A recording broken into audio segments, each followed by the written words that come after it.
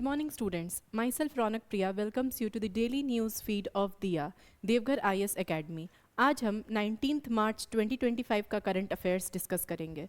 तो चलते हैं फर्स्ट न्यूज़ की तरफ. आज का फर्स्ट न्यूज़ है what factors influence women's participation, women's political participation, right. So अगर हम 1962 से लेकर अभी तक का वोटर काउंट देखें, वोटिंग परसेंटेज देखें मेन वर्सेस विमेन का, तो वी विल फाइंड, हम ऐसा पाएंगे कि मेन और विमेन का जो वोटिंग परसेंटेज है वो लगभग बराबर है. यानी पहले अगर जो मेन और विमेन के वोटिंग परसेंटेज में 1962 में क्या था, काफ़ी गैप था, ठीक है. लेकिन वही 2024-25 देखें तो ये जो गैप है ये बहुत बहुत नैरो होता गया है, ठीक है. तो ये एक इंडिकेशन है, क्या ये एक इंडिकेशन है पॉलिटिकल एम्पावरमेंट का, कि विमेन ज़्यादा जागरूक हो रही हैं अपने पॉलिटिकल राइट्स को लेकर के, ठीक है. और ये एक विमेन वोट बैंक का भी कॉन्सेप्ट अब सामने आ रहा है, विमेन वोट बैंक. और इसका फ़ायदा जो हमारी रूलिंग पार्टी है, कहा जाता है कि उसको पावर में आने के लिए इस वोट बैंक का बहुत बड़ा सहारा मिला था, ठीक है. स्पेशली यूपी में बीजेपी गवर्नमेंट के आने का सबसे बड़ा रीज़न था उज्ज्वला कैंपेन, उज्ज्वला कैंपेन, ठीक है. लेकिन इसका एक पक्ष ये भी है कि क्या सिर्फ वोटिंग परसेंटेज इंक्रीज होना या मेन एंड विमेन का वोटिंग परसेंटेज बराबर होना पॉलिटिकल एम्पावरमेंट, विमेन एम्पावरमेंट का इंडिकेशन है? तो ऐसा नहीं है, ये पूरी तरीके से ट्रू नहीं है. इसलिए क्योंकि विमेन का बाकी एस्पेक्ट्स में भी उनका परसेंटेज इंक्रीज होना चाहिए. जैसे पॉलिटिकल कैंपेन्स में विमेन का परसेंटेज भी इंक्रीज होना चाहिए. Number of MLAs, number of MP, right, in Lok Sabha, in legislative assembly constituencies, वो भी तो इंक्रीज होना चाहिए, राइट. तब जाकर के हम कहेंगे कि men and women are at parity, right. तो ये एस्पेक्ट को डील करने की जरूरत है, right. Now let's move to the next one. Next one is what is happening in Balochistan. इस टॉपिक को हम GS पेपर 2 के topic India and its bilateral relations से रिलेट करके देख सकते हैं. सबसे पहले हम देखेंगे कि बलूचिस्तान कहाँ लोकेटेड है, फिर हम देखेंगे कि बलूचिस्तान में क्या प्रॉब्लम हो रही है, और तीसरा हम ये देखेंगे कि बलूचिस्तान अभी न्यूज़ में क्यों है, ठीक है. यहाँ पे 3 एस्पेक्ट्स हम डील करेंगे. सबसे पहले इसका लोकेशन देखेंगे, दूसरा हम डील करेंगे कि यहाँ पर अभी रिसेंटली ये इशू में क्यों है, why is it in news, ठीक है. और तीसरा हम देखेंगे कि यहाँ पर प्रॉब्लम्स क्या हैं, यहाँ पे प्रॉब्लम्स क्या हैं. तो सबसे पहले देखते हैं कि इसका लोकेशन क्या है, right. If this is If this is Pakistan, if this is Pakistan, ठीक है, ये आपका अफगानिस्तान है, ये ईरान है. तो जो बलूचिस्तान रीजन है वो सिर्फ पाकिस्तान में नहीं है, बल्कि वो तीनों रीजन, तीनों कंट्रीज को एनकम्पास करता है, ठीक है. तो यहाँ पे है आपका बलूचिस्तान, ठीक है, तीनों ही कंट्रीज को वो शेयर करता है.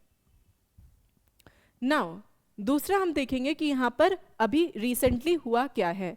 तो बेसिकली एक टेरर ग्रुप ने क्या किया है, ट्रेन को, पूरा ट्रेन जिसमें कि सोल्जर्स थे, पैसेंजर्स थे, उसको क्या कर दिया गया, उसको हॉस्टेज ले लिया गया, ठीक है.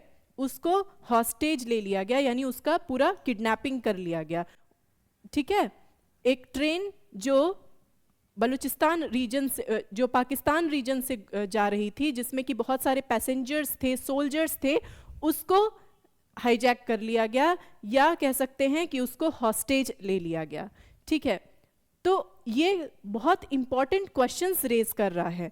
कैसा क्वेश्चंस रेज कर रहा है? सबसे पहले ये कि ये टेरर ग्रुप इतनी पावरफुल हो गई है कि अब वो पाकिस्तान प्रोविंस में घुस करके ऐसे अटैक्स कर रही है। दूसरा ये कि दूसरा क्या क्वेश्चन रेज कर रही है कि ये सोशल मीडिया का कितना बढ़िया यूज कर रहे हैं, ये टेरर ग्रुप सोशल मीडिया का कितना बढ़िया यूज कर रहे हैं कि ऐसे इंसिडेंट्स को उसने सोशल मीडिया पे बहुत बढ़िया तरीके से एडवर्टाइज किया, राइट, पूरा बढ़िया तरीके से उसको फैला दिया गया। ये क्वेश्चंस रेज कर रहे हैं। अब ऐसा कर क्यों रही है? बलूचिस्तान के जो टेरर ग्रुप है उसका क्या डिमांड है? बेसिकली बलूचिस्तान के लोग काफ़ी सालों से वो ऑटोनॉमी डिमांड कर रहे हैं, वो पाकिस्तान में रहना ही नहीं चाहते, लेकिन जो पाकिस्तान की गवर्नमेंट है वो उनको ऑटोनॉमी नहीं दे रही है, प्लस उनके जो राइट्स है उससे भी उनको डिनाई कर रही है। ठीक है, उनको जो राइट मिलना चाहिए वो भी नहीं मिल रहा है। दूसरा ये है एस्पेक्ट, एक ये है, दूसरा एस्पेक्ट ये है कि जो चाइना का CPEC है, चाइना पाकिस्तान इकोनॉमिक कॉरिडोर, वो बलूचिस्तान से होकर के जाता है। Now Balochistan is a region जो नेचुरल गैस गोल्ड डिपॉजिट्स में बहुत रिच है। अब चाइना इन बलूचिस्तान रीजन से ये सारे मिनरल्स एक्सट्रैक्ट कर रही है। फायदा किसको हो रहा है? पाकिस्तान की गवर्नमेंट को, और बलूचिस्तान के पीपल्स को कुछ नहीं मिल रहा है। यानी जो रिजर्व्स हैं, डिपॉजिट्स हैं, गोल्ड हैं, वो बलूचिस्तान का है, लेकिन वहां के लोगों को कोई फायदा नहीं हो रहा। फायदा किसको हो रहा है? चाइना को और पाकिस्तान को, राइट। उसके बाद ये है कि राइट, तो इसलिए उसने ये अटैक किया, राइट, इसलिए ये अटैक हुआ है। लेकिन ये भी देखते हैं कि इंडिया क्या कुछ कर सकता है। इंडिया अभी डायरेक्टली इसकी हेल्प नहीं कर सकता, इंडिया इसका डायरेक्टली हेल्प नहीं कर सकता क्योंकि बलूचिस्तान को इंटरनेशनल रिकॉग्निशन नहीं है, पहला, और दूसरा ये कि जो बलूचिस्तान का रीजन है वो इंडिया के क्लोज नहीं है, तो इसलिए इंडिया डायरेक्टली अपने आर्म्स को नहीं भेज सकता इस रीजन को सेफगार्ड करने के लिए। ठीक है, तो इंडिया का स्टैंड न्यूट्रल है। यहाँ पे अभी रिसेंटली क्या हुआ वो हमने देख लिया, क्या प्रॉब्लम चल रहा है बलूचिस्तान में सेवरल ईयर्स से वो हमने देखा, और बलूचिस्तान कहाँ लोकेटेड है, किस चीज में वो रिच है, वो एस्पेक्ट भी हमने देख लिया, right. Now let's move to the next one. Next one is election commission to hear please to upload booth wise count. Now in a step forward, जो भी हम election commission almost every day cover कर रहे हैं, now in a step forward या कह सकते हैं a step towards ensuring electoral transparency. ठीक है, ये एक पॉजिटिव स्टेप ये हुआ है कि election commission of India has agreed to discuss on clause 17C। Election commission of India clause 17C पर डिस्कस करने के लिए रेडी हो गया है। अब इंपॉर्टेंट है कि क्लॉज 17C क्या है और इसमें क्या प्रोविजंस हैं। बेसिकली क्लॉज 17C के अंतर्गत वोटिंग डे में, जो पोलिंग डे है, उसमें कितने वोट्स पड़े, कितना वोटर टर्नआउट है पोलिंग डे के दिन, वो क्लॉज 17C बताता है। यानी total number of votes on the day of polling.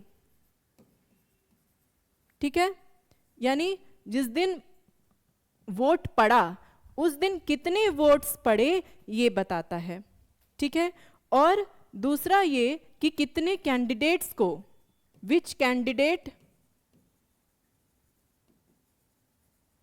Got how many votes, ये भी बताता है कि किस कैंडिडेट्स को कितने वोट पड़े, वो भी ये क्लॉज 17C बताता है, ठीक है।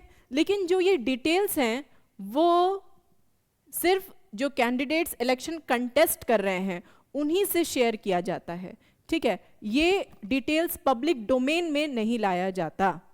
लेकिन इसी स्टेप को राइट क्लॉज 17C को और ट्रांसपेरेंट बनाने के लिए और इलेक्शन कमीशन ऑफ इंडिया की फंक्शनिंग को और भी ट्रांसपेरेंट बनाने के लिए, राइट, इलेक्टोरल प्रोसेस को और ट्रांसपेरेंट बनाने के लिए जो पिटिशनर्स हैं, ADR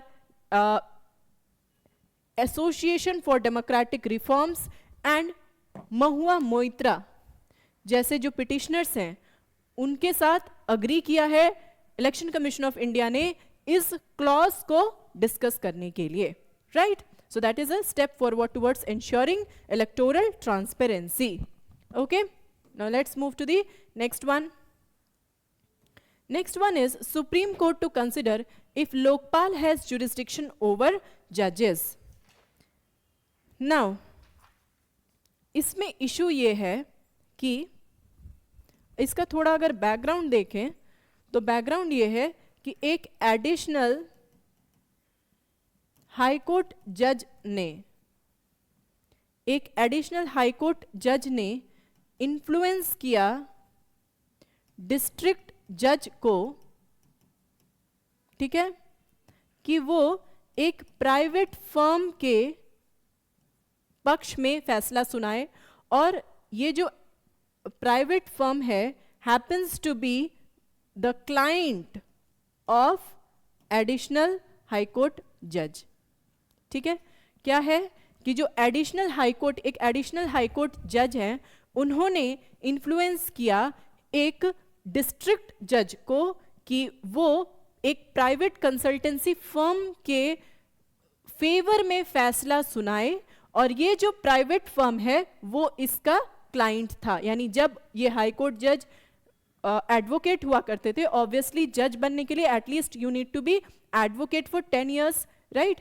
तो जब वो एडवोकेट हुआ करते थे तो उनका क्लाइंट था ये प्राइवेट फर्म, ठीक है। तब ये प्राइवेट फर्म उनका क्लाइंट था। तो ये जो केस है ये लोकपाल के पास गया, और लोकपाल ने कहा कि हाँ, हम इस पर फैसला सुनाएंगे क्योंकि ये हमारे जुरिस्डिक्शन में आता है, ठीक है। लेकिन सुप्रीम कोर्ट ने स्वो मोटो कॉग्निजेंस लेते हुए, अब ये स्वो मोटो क्या होता है, अपने से बिना किसी पिटीशन के उसने स्वो मोटो कॉग्निजेंस लिया, और उसने ये कहा कि ये जो लोकपाल ऐसे अगर मैटर्स को डील करेगा तो ये क्या होगा कि ये जुडिशरी के राइट्स का हनन है। ये क्या है, it is violating the independence of judiciary की स्वतंत्रता का हनन है, ठीक है, उसके इंडिपेंडेंस का ये हनन है, ऐसा कहा सुप्रीम कोर्ट ने।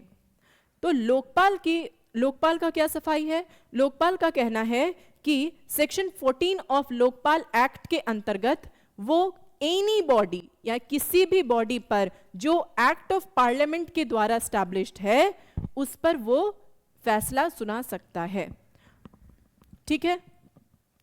इन अ नटशेल अगर हम देखें तो कोई भी सुप्रीम कोर्ट या हाई कोर्ट जज पर अगर करप्शन का एलिगेशन लगता है तो इन्वेस्टिगेटिंग बॉडीज उस पर इन्वेस्टिगेट कर सकती है, चाहे वो लोकपाल हो चाहे वो CBI हो, इन्वेस्टिगेट कर सकती है। लेकिन as per the judgement of Supreme Court in K Veeraswami case, ऐसा जो केस है, ऐसा इन्वेस्टिगेशन है, करने के लिए उस इन्वेस्टिगेटिंग बॉडी को प्रेसिडेंट का परमिशन लेना पड़ता है, यानी with the prior permission of president in consultation with और in advice of Chief Justice of India. यानी ऐसा परमिशन प्रेसिडेंट देंगे, और प्रेसिडेंट किससे एडवाइस लेते हैं, प्रेसिडेंट एडवाइस लेते हैं चीफ जस्टिस ऑफ इंडिया से, ठीक है। तो इन अ नटशेल ये प्रोसेस है, right. Now let's move on to the next one. Next one is BSNL has been dialling the wrong consultant. हुआ क्या है, सबसे पहले देखते हैं ये जो BSNL है ये क्या है। BSNL भारतीय संचार निगम लिमिटेड एक स्टेट ओन्ड कंपनी है, लेकिन रिसेंटली जो बहुत सारे प्राइवेट कंपनीज हैं, ठीक है, प्राइवेट टेलीकॉम कंपनीज जैसे जियो, एयरटेल ने इसके शेयर को, इसके मार्केट शेयर को ऑलमोस्ट खत्म कर दिया है। अगर परफॉर्मेंस देखें BSNL का रीसेंट परफॉर्मेंस, तो 2023 में 8,161 करोड़ का लॉस था BSNL पे। इसकी जो टेक्नोलॉजी है वो बहुत आउटडेटेड है, ठीक है। Slow decision making, bureaucratic delays in decision making, ठीक है। फिर जो इसकी जैसे 4G टेक्नोलॉजी है, ठीक है, जो फर्म्स ने बहुत जल्दी अडॉप्ट कर लिया और इसने बहुत लेट से अडॉप्ट किया, ठीक है। इसके बाद क्या है, इसमें वर्कफोर्स कॉस्ट काफी हाई है, हाई वर्कफोर्स कॉस्ट। नाउ यहां पे क्या लिखा है, BSNL has been dialling the wrong consultant, which is this consultant which BSNL has hired. तो BSNL ने 132 करोड़ में एक कंसल्टेंसी फर्म को हायर किया था, जिस कंसल्टेंसी फर्म का नाम है BCG, ठीक है। इस कंसल्टेंसी फर्म का क्या नाम है, BCG। अब ये जो कंसल्टेंसी फर्म है इसको हायर इसलिए किया गया था ताकि ये BSNL को अपने लॉसेस को रिकवर करने में, रिवाइव करने में, फ्यूचर स्ट्रेटजी बनाने में उसको हेल्प करे। लेकिन जो ऐसी कंसल्टेंसी फर्म्स हैं, क्या उसको हायर करना एक पॉजिटिव स्टेप है? क्या ये वाइज स्टेप है कि हम ऐसे कंसल्टेंसी फर्म्स को हायर करें? तो इसका आंसर डुअलिस्टिक है, इसलिए क्योंकि ऐसे जो कंसल्टेंसी फर्म्स होते हैं ये रिस्क नहीं लेते, ये अकाउंटेबिलिटी नहीं लेते, ये आपको स्ट्रेटजी बता देंगे, ये आपको एडवाइस दे देंगे, लेकिन ये रिस्क नहीं लेंगे, ये अकाउंटेबिलिटी नहीं लेंगे। अगर इनकी बताई हुई स्ट्रेटजी वर्क नहीं करती है और आप फेलियर हो जाते हैं तो this firm will not be accountable for it, ठीक है। और दूसरा एस्पेक्ट ये है कि अगर हम ऐसे कंसल्टेंसी फर्म्स हायर करेंगे, ठीक है, तो जो वर्कर्स का इन्वॉल्वमेंट तो हुआ नहीं, जो इंटरनल वर्कर्स थे उनका इन्वॉल्वमेंट अगर हम किए होते तो क्या होता कि उनका स्किल डेवलपमेंट होता, राइट। तो हमें ऐसे फर्म्स हायर करने की बजाय इंटरनल स्किल डेवलपमेंट पर ध्यान देना चाहिए, राइट। और राइट, तो एज अ वे फॉरवर्ड हम क्या कर सकते हैं, right. As a way forward हम क्या कर सकते हैं, हम ये कर सकते हैं कि we can develop internal think tank. Now let's see a way forward to it. What can be the way forward? What can be the way forward? Way forward ये है कि हम क्या करें, इंटरनल थिंक टैंक।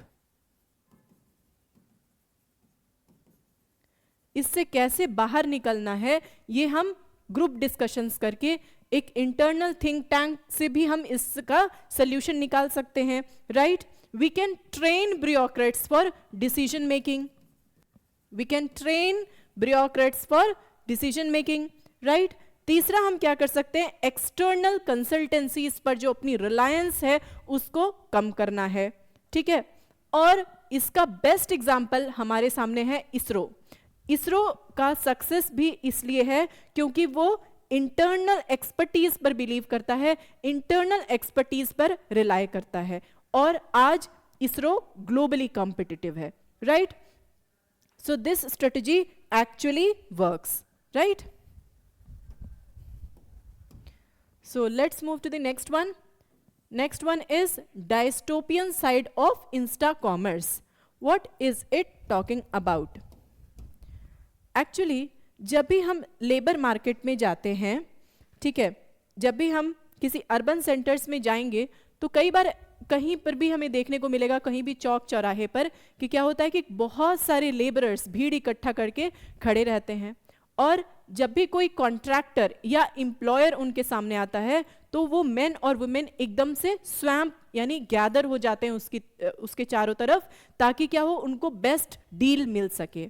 अब अगर worker point of view से देखें तो ये जो डील है वो उसने डेस्परेशन में किया, राइट. सो अल्टीमेटली जो वर्कर का लॉस ही होता है, क्योंकि वो नेगोशिएशन पर डील होता है, राइट. यानी अगर 600 रुपये देना चाहिए तो जो वर्कर 450 या 400 में अग्री हो जाएगा, हम उसी को हायर करेंगे, राइट. तो वर्कर पॉइंट ऑफ व्यू से ये बहुत लॉस में होता है. ऐसा ही केस है कुछ आज के जोमैटो स्विगी के साथ, यानी गिग वर्कर्स के साथ. ये जो प्लेटफॉर्म्स पे वर्क करते हैं ये वर्कर्स, उनका कोई भी वर्किंग कंडीशन उनके फेवर में नहीं होता. They don't have any fixed salary, any fixed working hours. जो उनकी सैलरी होती है वो जितना वर्क करते हैं उसी पर डिपेंड होता है. ना उनको कोई पेंशन है, ना कोई इंश्योरेंस है, ना उनका कोई यूनियन है, ना कोई अग्रीमेंट, ना नेगोशिएशन, नथिंग, ठीक है. तो उनके फेवर में कुछ भी नहीं होता, ठीक है. इसी स्टेप में एक अगर हम पॉजिटिव स्टेप देखें तो राजस्थान गवर्नमेंट ने गिग वर्कर्स एक्ट पास किया है ताकि इन वर्कर्स के स्थिति में कुछ सुधार किया जा सके, राइट. सो इसी टॉपिक पर बेसिकली ये आर्टिकल बेस्ड है. सो आज के सारे इंपॉर्टेंट आर्टिकल्स हमने द हिंदू से कवर किया है. कल मिलते हैं कल के इंपॉर्टेंट करंट अफेयर्स के साथ. Thank you so much.